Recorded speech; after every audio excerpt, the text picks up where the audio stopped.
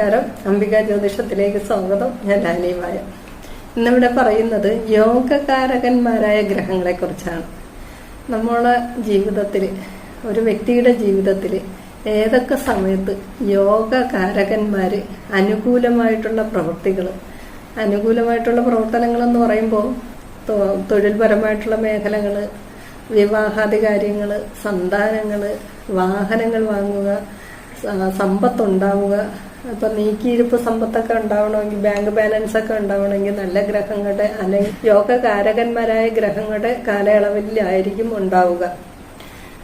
നല്ലൊരു വാഹനം വാങ്ങണം, നമുക്ക് വളരെയധികം സമ്പത്ത് ഉണ്ടാവണം. എല്ലാവരുടെയും മനസ്സിൽ അതൊക്കെ ആയിരിക്കും തീരുമാനങ്ങൾ. വളരെയധികം ആരോഗ്യപരമായിട്ടുള്ള കാര്യങ്ങൾ. ആരോഗ്യമുണ്ടെങ്കിൽ മാത്രമേ സമ്പത്ത് കൊണ്ട് നമുക്ക് ഉപയോഗമുള്ളൂ.